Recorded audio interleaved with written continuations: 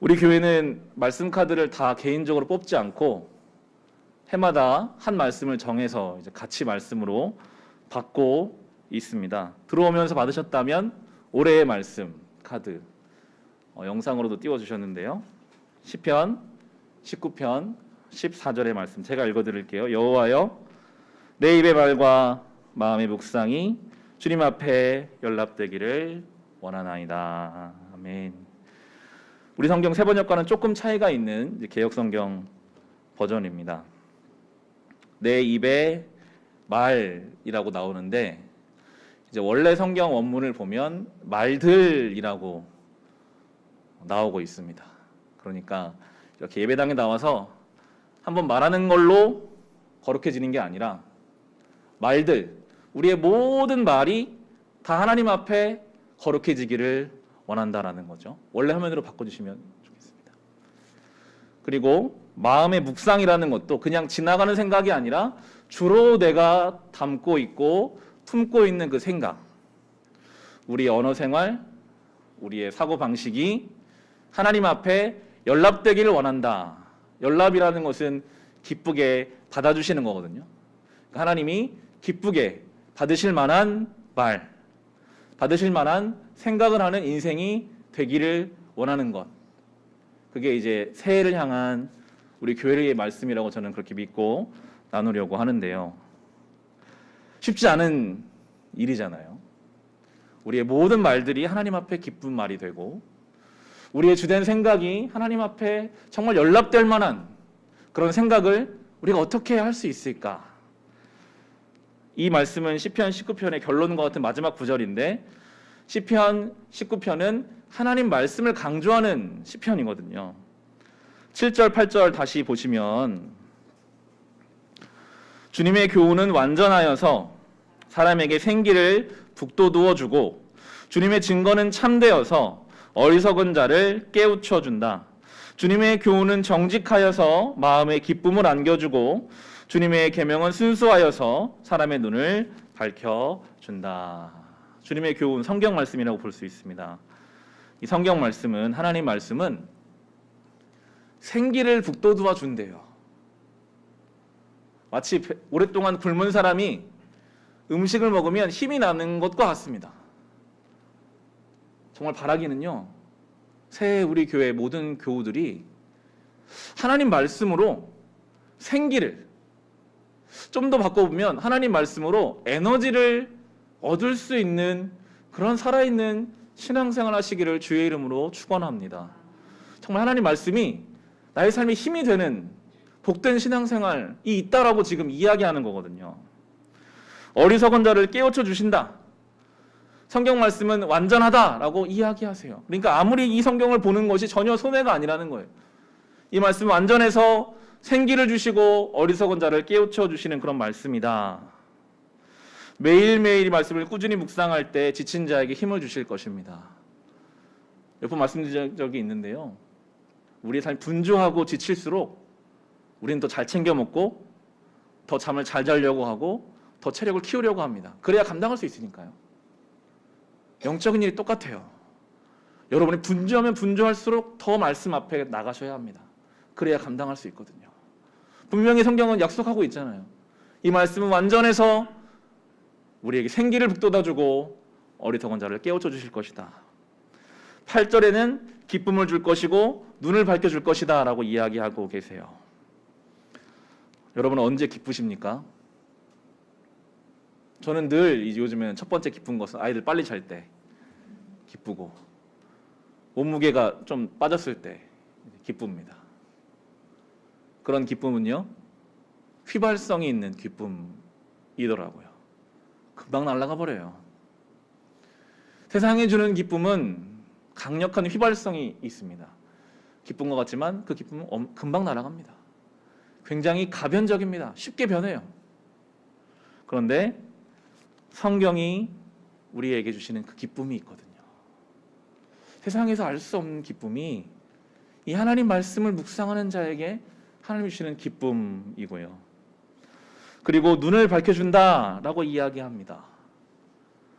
노안에 관해서 많은 인생의 선배들이 경고를 하시더라고요. 너 안 올 것 같지? 금방 와. 예외가 없어. 한 40대만 돼도 금방 온다. 우리의 눈은요, 사실 예외가 없어요. 다 우리의 눈은 흐려지게 되어 있습니다. 성경은 뭐라고 말합니까? 그런데 하나님 말씀은 눈을 밝혀준다. 이건 육신의 눈이 아닙니다. 영적인 눈이죠.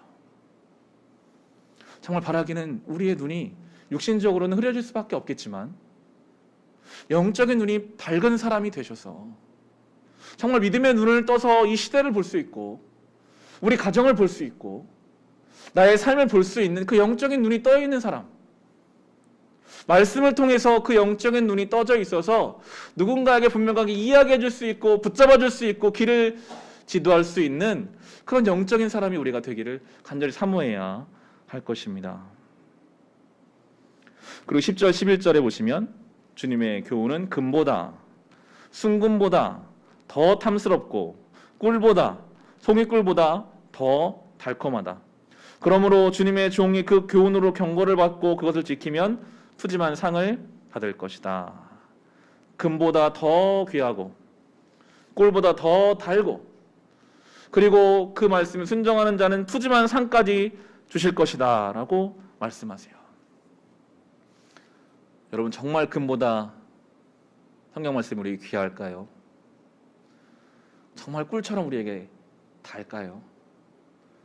이 말씀을 순종했을 때 주님이 나에게 엄청난 상을 주실 거라는 그 확신이 우리에게 있을까요? 먹어본 사람이 안다라는 말이 있어요. 저는 이제 커피를 좋아하고 아주 쓴 커피도 좋아하는 편입니다.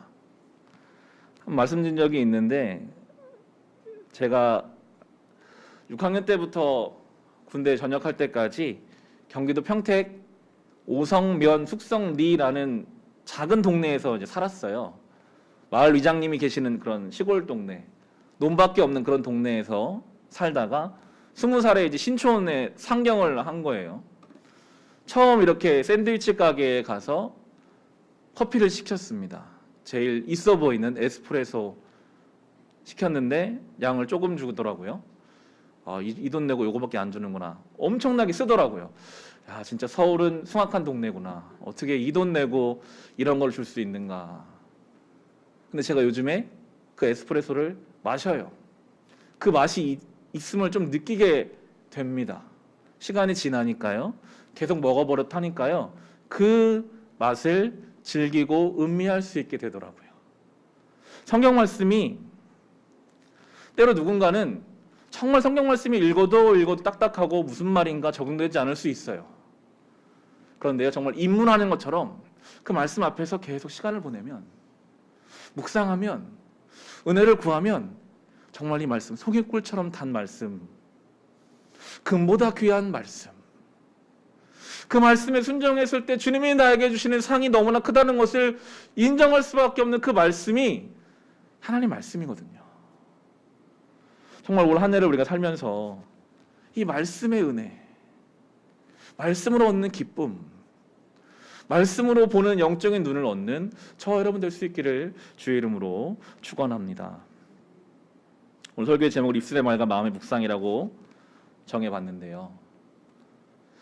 입술의 말, 마음의 생각이라고 볼 수 있는데 우리 입술의 말과 마음의 생각은 긍정적인 일을 이루기보다는 부정적인 영향을 우리의 인생에 미치는 경우가 더 많은 것 같습니다. 후회되는 말, 상처 주는 말, 하지 말았어야 할 말들을 우리는 더 많이 하고 살아요. 정말 의미 있고 가치 있는 말은 인생에 몇 번 안 될 것 같아요. 그런데 하루에도 수없이 후회되는 말을 쏟아냅니다. 우리의 마음을 아마 텔레비전처럼 늘 누군가에게 보여준다면 우리는 부끄러워서 못 다닐 겁니다. 우리의 마음이 얼마나 폭력적이고 욕심이 많고 이기적인지요. 그런데 오늘 성경 말씀은 그 말과 생각이 하나님 앞에 연락되는, 그렇게 해야 된다라고 말씀하고 계시잖아요. 결국은 하나님 말씀이 시편 19편 쭉 강조한 것처럼 하나님 말씀이 있어야만 너무나도 추하고 악하고 안 좋은 쪽으로 갈 수밖에 없는 우리의 말과 생각까지도 하나님 앞에 거룩하게 드려질 것이다 라고 우리에게 이야기하고 있는 거거든요. 시편 19편에 성경 말씀을 강조하다가 결론적으로는 그 말씀이 너의 삶에서 말과 생각의 거룩함으로 결론 지어져야 한다. 그게 신앙생활이다. 그게 진정한 말씀의 묵상의 사람의 삶이다라고 우리에게 이야기해주고 있습니다.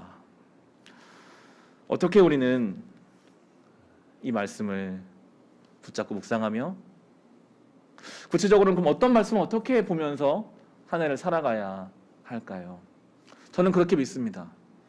저 여러분을 이 교회로 주님 보내셨고 우리 교회가 어떤 구체적인 일정을 가지고 읽어가는 그 말씀이 우리에게 주신 말씀이라고 저는 믿어요.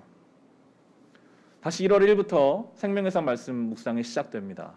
누가복음 말씀으로 1, 2, 3월을 우린 살아갈 거예요. 복음서를 묵상하는 일은요 늘 유익합니다. 이제 내일부터 다시 누가복음 1장부터 이제 묵상해 가게 되는데요. 이 누가복음은 다른 복음서와 달리 세례 요한의 탄생을 이야기하면서 누가복음이 시작됩니다. 세례 요한은 특별한 사람이죠. 말라기 이후에 하나님의 말씀이 끊어졌던 그 400년간의 영적 암흑기를 끝낸 사람이 세례 요한이거든요. 어떻게 그가 이 땅에 오게 되었는가를 누가복음 우리에게 설명해 주고 있어요. 1월 1일 본문인데요. 사가랴와 엘리사벳, 세례 요한의 부모입니다.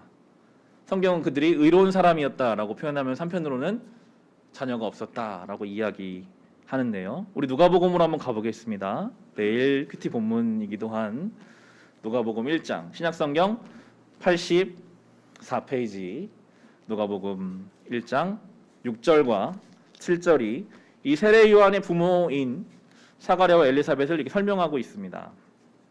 누가복음 1장입니다. 신약성경 84페이지. 제가 6절 7절 읽어드리겠습니다. 그 두 사람은 다 하나님 앞에서 의로운 사람이어서 주님의 모든 계명과 규율을 흠잡을 데 없이 잘 지켰다. 그런데 그들에게는 자녀가 없었다. 엘리사벳이 임신을 하지 못하는 여자이고 두 사람은 다 나이가 많았기 때문이다. 의로운 사람인데 하나님이 세례 요한의 부모로 선택할 만한 사람들인데 자녀가 없었어요. 그 당시에 자녀가 없다는 일은 큰 슬픔이요 눈물의 이유였거든요. 이제 나이가 많았다라고 표현할 만큼 포기하는 지경에 이른 그런 사람들에게 천사가 나타나죠. 여러분 성경에서는요 늘 결핍이 있는 곳에 채워짐이 있습니다. 눈물이 있는 곳에 위로가 있습니다. 한 해를 마치고 새해를 시작하시면서 혹 여러분의 삶에 결핍이 있으십니까? 하나님이 채우실 것입니다. 눈물이 있으십니까? 하나님이 위로하실 것입니다. 천사가 나타나서 이 사가랴에게 이제 세례 요한 아들을 줄 것이다. 13절에서 16절 말씀 제가 읽을게요. 천사가 그에게 말하였다. 사가랴야 두려워하지 말아라. 내 간구를 주님께서 들어주셨다. 내 아내 엘리사벳이 너에게 아들을 낳아줄 것이니 그 이름을 요한이라고 하여라. 그 아들은 내게 기쁨과 즐거움이 되고 많은 사람이 그의 출생을 기뻐할 것이다. 그는 주님께서 보시기에 큰 인물이 될 것이다. 그는 포도주와 독한 술 입이 되지 않을 것이요 어머니 뱃속에 있을 때부터 성령을 충만하게 받을 것이며 이스라엘 자손 가운데 많은 사람을 그들의 주 하나님께로 돌아오게 할 것이다. 그는 자녀를 구했고 하나님은 이제 응답하셨습니다. 생물학적으로 자녀를 낳을 수 없는 아마 지경이었던 것 같아요. 하나님이 놀랍게 응답해 주신 거죠. 아들을 줄 거야. 그 자녀는 그냥 아들이 아니라 주의 길을 예비하고 정말 하나님이 기뻐할 만한 자녀가 될 거야. 그런데 이 사가랴가 뭐라고 말합니까? 아이고 저희는 아이 낳을 만한 지금 상황이 아닌데요. 참 이상하죠. 기도했는데 들어주신다고 하시는데 거기다 대고 믿음 없는 이야기를 해요. 18절입니다. 사가랴가 천사에게 말하였다. 어떻게 그것을 알겠습니까? 난 늙은 사람이요 내 아내도 나이가 많으니 말입니다. 사가랴는 의로운 사람이라고 성경이 말하고 있고 지금 사가랴는 온 이스라엘 백성을 대표해서 성전에 들어가서 예배를 드리려고 하려고 하는 그런 상황이었거든요. 그런데도 하나님 응답하시겠다는데 하나님이 아들 주시겠다는데 그런 기도가 왔으면서도 안 된다는 거예요. 내 인간적인 경험으로는 우리는 자녀 낳을 수 없는 상황입니다. 하나님 그렇게 말씀하셔도 내 생각엔 그거 안 될 것 같습니다 라고 이야기합니다. 그런데 하나님은 그래도 응답하세요. 여러분, 우리가 믿음이 있어서 하나님 우리가 응답하시는 게 아니라는 겁니다. 우리가 신실해서, 우리가 정말 우리의 기도 깊어서 하나님 우리에게 응답하시는 게 아니라 우리를 불쌍히 여기시기 때문에 우리에게 응답해 주시는 거거든요. 여기서 인상적인 장면이 하나 나오는데요. 이 믿음 없는 말을 했던 사가랴의 입을 천사가 이제 봉합니다. 네가 믿음 없이 말했기 때문에 너는 말하지 못할 것이다 라고 이야기한 20절 보시면, 보아라, 그때가 되면 다 이루어질 내 말을 내가 믿지 않았으므로 이 일이 이루어진 날까지 너는 벙어리가 되어서 말을 못하게 될 것이다. 저는 본문이 참 인상적이었어요. 이게 은혜거든요. 우리의 믿음 없는 입술을 잠그시고, 봐라, 네가 의심했던 그 일이 어떻게 너의 삶에 이루어지는지 보라. 너무나 믿음이 부족하고 의심이 많아서 하나님의 일하심을 스스로 제한했던 그 인생의 입술을 막으시고 보라는 거예요. 어떻게 하나님이 너의 삶에 진짜 역사하신지를 보라. 이제 사가랴는 그렇게 보거든요. 내가 말했던 그 말은 믿음 없는 말이었고, 하나님의 말은, 하나님 말씀은 역사하고 이루어지는구나. 그렇게 보게 됩니다. 이 한 해를 시작하면서 우리의 믿음 없는 말들은 주님이 막아주시고, 우리가 눈을 들어서 하나님의 역사하심을 보는, 우리의 믿음은 기도하면서도 아이고 이거 될까? 아이고 이거 아무리 기도해도 뭐가 바뀔까? 우리가 사가랴와 다를 바가 별로 없잖아요. 그런데 우리 주님은 그 입술을 막으시고 그런 생각을 막으시고, 봐라, 어떻게 너의 삶에 하나님의 역사가 이루어지는지를 보라. 이것이 영광스러운 성도의 삶인 것입니다. 새해를 시작하면서 저는 사랑하는 성도님들께 두 가지 신앙적인 도전과 권면을 이 시간 함께 드리기를 원하는데요. 먼저는 사모하는 마음으로 하나님께 나아가시길 바랍니다. 우리의 입술의 말과 마음의 묵상은요, 어두운 방향으로 갈 수밖에 없어요. 우리는 그런 존재예요. 우리는 죄인이거든요. 그냥 우리가 말하고 우리가 생각하면요, 자연스럽게 부정적으로 흘러요. 유일한 방법은 빛이신 하나님께 나아가는 것밖에 없습니다. 빛으로 나아가야 어둠은 없어지거든요. 그래서 우리는 하나님께 나아가야 합니다. 그게 우리의 말을 거룩하게 하고 우리의 생각을 새롭게 하는 것이기 때문이죠. 다음 주 이제 1월 첫 주죠. 월요일부터 토요일까지 특별 새벽 기도회, 특별 새벽 예배를 준비하고 있습니다. 저는 사실은 매일의 예배가 특별하기 때문에 특별자를 붙이는 게 별로 이렇게 와닿지는 않지만, 그럼에도 특별 새벽 예배 1월 첫 주에 하면 더 우리가 사모하는 마음으로 나가게 되더라고요. 그래서 그 예배에는 대표 기도자도 세우고 예배를 마치고 안수 기도도 하고 그런 예배를 준비하고 있습니다. 제가 무슨 특별한 영적 능력이 있어서 제 손이 뭐 신령해서 안수하면 병이 낫고 그런 일이 일어나는 게 아니라요, 사모하는 마음으로, 그래도 내가 하나님께 더 가까이 나아가야지, 그 안수 기도의 자리까지 내가 그래도 나아가야지 하는 그 마음을 주님 보시고 아픈 것도 낫게 하시고 하나님의 역사가 일어나게 될 줄을 저는 기대하고 소망하거든요. 그런 마음으로 우리는 주님께 나아가야 합니다.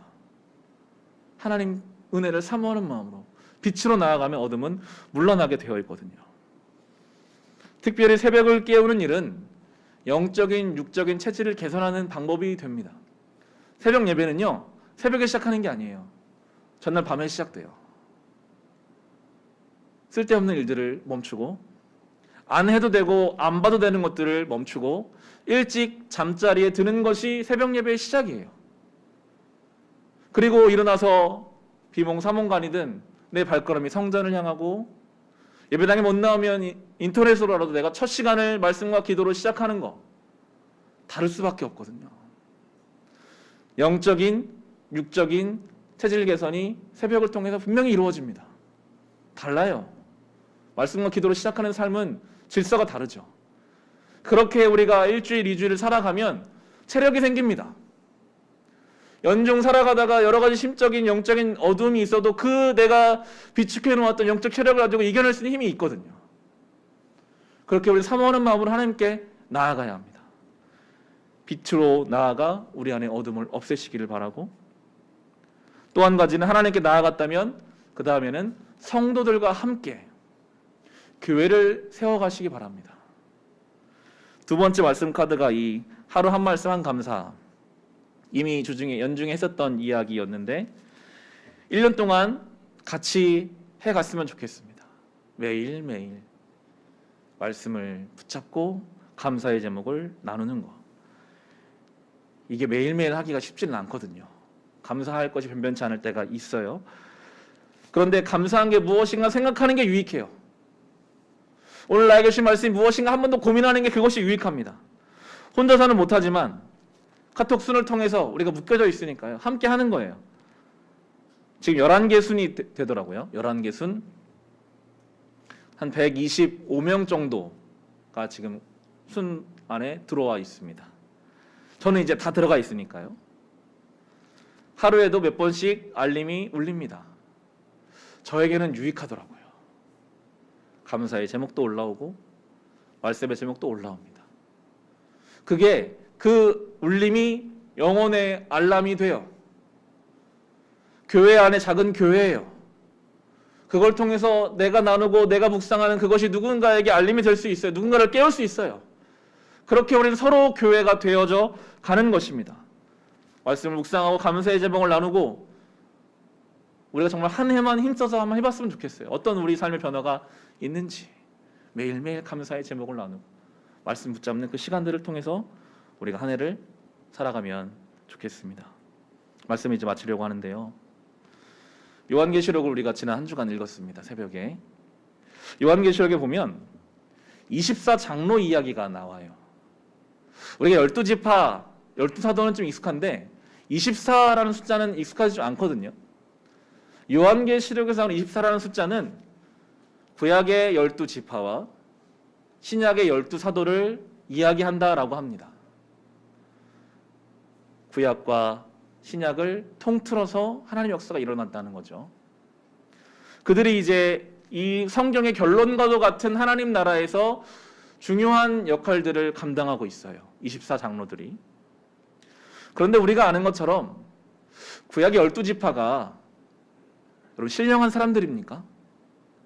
그렇지 못하거든요. 구약은 내내 실패의 이야기예요. 12지파라고 하나님 부르셨는데 틈만 나면 우상 섬기고 틈만 나면 서로 싸우고 결국 다 망해서 흩어져 버렸잖아요.